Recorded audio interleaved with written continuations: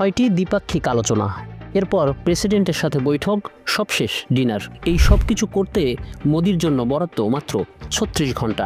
মার্কিন president Donald ট্রাম্পের সাথে ভারতের প্রধানমন্ত্রী নরেন্দ্র মোদির এই দ্বিপাক্ষিক আলোচনাতে নির্ধারিত হবে আমেরিকা ভারত সম্পর্কের ভবিষ্যৎ।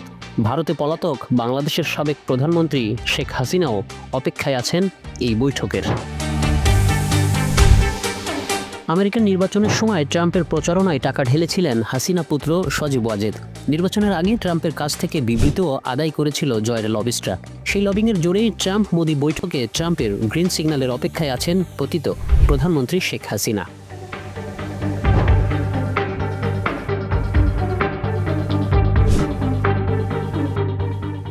কিন্তু এরই মধ্যে ভারতের জন্য একগাদা রেড সিগন্যাল দিয়ে রেখেছেন ট্রাম্প। ট্যাক্স বাড়ানোর হুমকি, অবৈধ ভারতীয়দের ফেরত পাঠানো সহ বেশ কিছু ইস্যুতে ব্যাকফুটে আছেন নরেন্দ্র মোদি। তবে এশিয়ায় চীনের মোকাবেলায় ভারতকে আমেরিকার দরকার। নিরাপত্তা ইস্যু তো আছেই, তার উপর আছে ভারতের বিশাল বাজার, অন্যদিকে বঙ্গোপসাগরের নিয়ন্ত্রণ। এজন্য মোদির সঙ্গে বন্ধুত্বপূর্ণ সম্পর্ক চান ডোনাল্ড ট্রাম্প। এই সম্পর্কে মোদির বাংলাদেশি বন্ধু শেখ হাসিনার ভবিষ্যৎ কি নির্ধারিত হবে?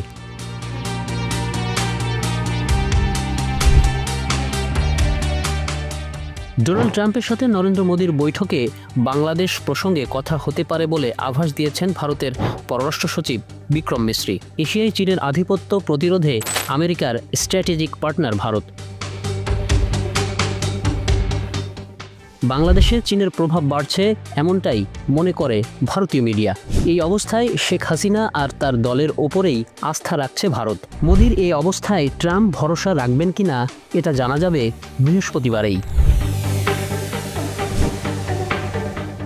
মোদির সফর উপলক্ষে ওয়াশিংটন ও নিউ ইয়র্কে প্রবাসী ভারতীয় ও বাংলাদেশিরা জমায়েত হয়েছেন। মোদিকে স্বাগত জানানোর পাশাপাশি বাংলাদেশিরা জড়ো হয়েছেন তাদের দাবি দেওয়া নিয়ে। বিক্ষোভ করছে যুক্তরাষ্ট্র প্রবাসী আওয়ামী লীগের নেতাকর্মীরাও।